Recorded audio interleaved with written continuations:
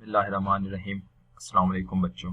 जैसे कि आपको याद होगा, हमने इससे पिछले लेक्चर में मेन लाइफ के बारे में हाफ लाइफ के बारे में डिस्कस किया था। हाफ लाइफ का लॉ ऑफ रेडियो एक्टिविटी के लॉ को हमने देखा था। अब जो हमारे पास नेक्स्ट है वो मेन लाइफ का एक कंसेप्ट है जिसको हमने यहाँ पर देखना है। मीन लाइफ क्या होती है और इसका हाफ लाइफ के साथ क्या रिलेशन है, ये दो चीजें हमने आज देखनी है। एक छोटा सा हमारा कंसेप्ट रह गया है हाफ लाइफ से रिलेटेड, वो आज इंशाल्लाह हम कंप्लीट कर लेंगे। अब यहाँ अगर हम देखें तो यहाँ पर कहता है कि रेडियोएक्टिव एलिमेंट को 0 to इनफाइनाइट टाइम चाहिए होता है मुकम्मल डिके के लिए। 0 to इनफाइनाइट टाइम चाहिए मुकम्मल तौर पर डिके के लिए। सो टोटल लाइफ अगर हम किसी भी एलिमेंट की निकालना चाहें, यानी टोटल टाइम उसकी लाइफ का निकालना चाहें, तो अगर n नॉट हमारे पास एटम इनिशियली अवेलेबल हैं तो टोटल लाइफ हम इस फार्मूले से निकाल सकते हैं। This is the relation for the total life time of an element. This is the relation for total life time of an element. अगर आप यहाँ पर देखें तो dn is the number of atoms, उसको शो कर रहा है।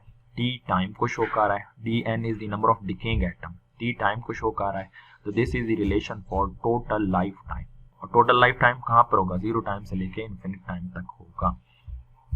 द मीन और average life of the sample का फार्मूला अगर हम देखें तो ये मीन लाइफ को हम टी स्टार से यहाँ पर शो कर रहे हैं। ये किसकी इक्वल है? Total life of the time divided by the total number of atoms.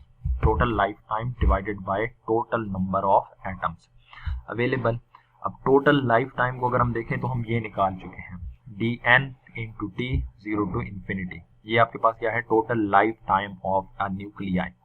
और टोटल नंबर ऑफ एटम्स क्या होंगे? अगर हम इसको डिकेइंग के एतबार से देखें तो n नॉट इनिशियली अवेलेबल है, इनफाइनाइट टाइम तक 0 एटम्स हो जाएंगे, तो टोटल नंबर ऑफ एटम्स आ चुका है dn from n naught to 0।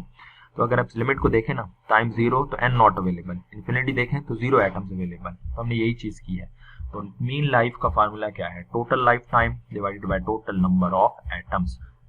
अब हम इस इक्वेशन 1 का नाम देते हैं और नीचे वाले फैक्टर को पहले जरा सिंप्लीफाई करते हैं। हमारे पास है जी limit n naught to 0 dn, this is the total number of atoms. अब इसको इंटीग्रेट करें तो इंटीग्रेट करने से यहाँ क्या बचेगा? n नॉट टू 0, क्योंकि dn को इंटीग्रेट करें तो n ही बचेगा ना, कोई और लिमिट कोई और चीज तो है नहीं जो ये चेंज हो। तो n naught to 0, upper limit minus lower limit 0 minus n naught, तो total number of atoms after infinite time सब खत्म हो चुके होंगे, माइनस n नॉट बच चुका होगा। एक कंसेप्ट ये आ गया। अब दूसरा कंसेप्ट, हमने ये इक्वेशन पढ़ी हुई है, rate of decay dn over dt is equal to minus lambda n। dn over dt is equal to minus lambda n। ये हमने इक्वेशन पिछले लेक्चर में पढ़ी थी। dn over dt is rate of decay, lambda is constant और n not जो number of atoms जो decaying है ये इसको शो कर रहा है। ये अगर हम याद करें तो हम यहाँ पर ये पहले डिस्कस कर चुके हैं ड्यूरिंग डेरिवेशन। यहाँ हमारे पास ये एक पॉइंट आया था जब हमने इनको रिलेट किया था, तो यही पॉइंट हम यहाँ पर बेसिकली डायरेक्टली पुट कर रहे हैं। तो माइनस लैम्डा n। अब यहाँ से हमारे पास क्या होगा? dt उधर शिफ्ट होगा, तो dn is equal to minus lambda into dt। ये हमारे पास एक इक्वेशन आ चुकी है, dn is equal to minus lambda n dt। अब n की ये इक्वेशन हम निकाल चुके हैं, n is equal to n naught e power minus lambda t, वो इस n की जगह पुट कर देते हैं, यहाँ मैंने पुट कर दी। तो dn is equal to minus lambda n naught e power minus lambda t into dt। ये वैल्यूज दोनों की, ये और ये dn की वैल्यू हम इक्वेशन 1 में पुट करते हैं। इक्वेशन 1 में पुट की तो mean life is equal to 0 to infinity t into minus lambda n naught e power minus lambda t dt over minus n naught, ये हमने पुट कर दिया। अब यहाँ जो n नॉट है ये n नॉट से कैंसिल, माइनस माइनस से कैंसिल, तो बच क्या गया? 0 to infinity t into lambda e power minus lambda t dt। ये हमारे पास इक्वेशन बच चुकी है।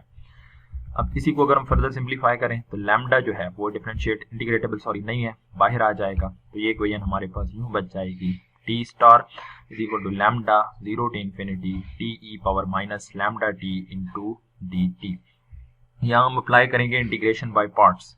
यहाँ आप क्या अप्लाई करेंगे? Integration by parts. Integration by parts में t को हमने एज इट इज लिखा और e power minus lambda t को इंटीग्रेट किया, माइनस यहाँ फिर वही चीज, आपने ई पावर माइनस लैम्डा टी को इंटीग्रेट किया, ये हमारे पास एक फैक्टर मौजूद है, इंटीग्रेशन बाय पार्ट्स इसकी आप करके देख लेंगे, आप इजीली इसको सॉल्व कर लेंगे, तो इतना मुश्किल काम नहीं है। मैं यहाँ पर डायरेक्ट आंसर डिस्कस करूंगा बच्चों। तो ये हमारे पास कंसेप्ट है, आपने स्टेप खैर प्रॉपर्ली करना है, लिखना है, यहाँ मैं डायरेक्ट कर रहा हूँ, आपने इसको प्रॉपर्ली सॉल्व करना है इंटीग्रेशन बाय पार्ट्स को। तो लैम्डा बाहर था, ये हमारी ब्रैकेट जो मेन स्टार्ट हो चुकी है। इंटीग्रेशन बाय पार्ट्स का पहला रिजल्ट है t e power minus lambda t over minus lambda into 0 to infinity, ये लिमिट, और integration of this factor e power minus lambda t over minus lambda into t t, ये हमारे पास एक factor आ चुका है। अब अगर हम इस पॉइंट को जरा गौर से देखें, यहाँ मैं लिमिट अप्लाई करने लगा हूँ, ये जरा गौर से देखिएगा, यहाँ स्टेप्स इनकम्प्लीट हैं, आपने मुकम्मल करके लिखने हैं। लिमिट पुट करते हैं, पहले पुट करें 0, टी की जगह क्या पुट करेंगे 0, टी की जगह क्या पुट करेंगे 0, 0 इंटू ई पावर माइनस 0।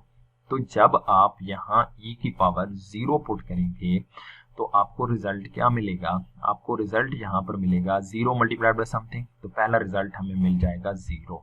ठीक होगी बात, पहला रिजल्ट क्या मिल गया 0। दूसरा लिमिट पुट करेंगे जो कि क्या होगी इन्फिनिटी की।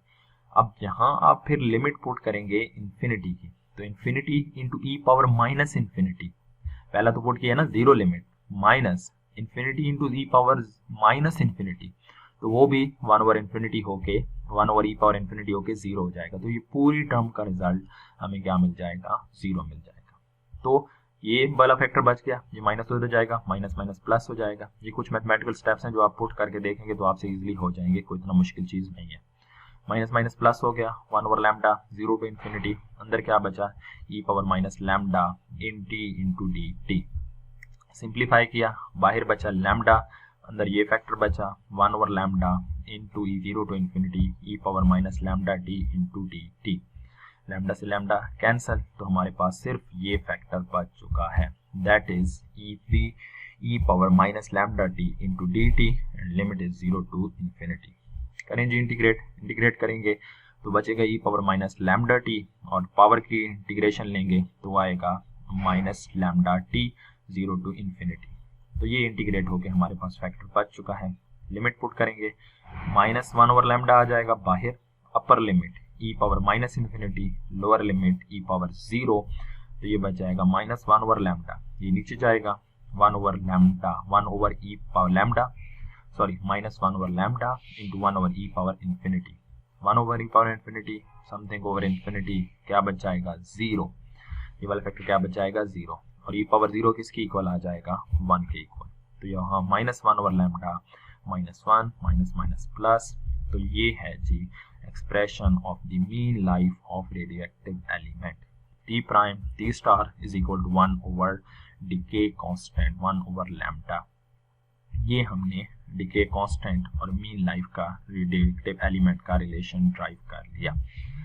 लास्ट जो हमारे पास है इस टॉपिक में, हाफ लाइफ के टॉपिक में, वो है relation between half life and mean life. तो आपको याद हो तो हम हाफ लाइफ को T1/2 से रिप्रेजेंट करते हैं, मीन लाइफ को T स्टार से रिप्रेजेंट करते हैं। ये क्वेश्चन हम पढ़ चुके हैं पिछले लेक्चर में, half life is equal to ln of 2 over lambda. तो ln ऑफ 2 ओवर लैम्डा की वैल्यू यहाँ पुट करते हैं, T1/2 into ln of 2 over lambda, ln of 2 होता है 0.693, तो ये आ जाएगा T half life T1/2 is equal to 0.693 into 1 over lambda. 1 over lambda किसकी इक्वल है T स्टार के, तो half life is equal to 0.693 into T star. ये है relation between the mean life and half life of radioactive element. तो यहाँ हमारा हाफ लाइफ का जो कंसेप्ट हमने शुरू किया हुआ था वो बच्चों कंप्लीट हुआ। अब यहाँ तक के लिए अल्लाह हाफिज।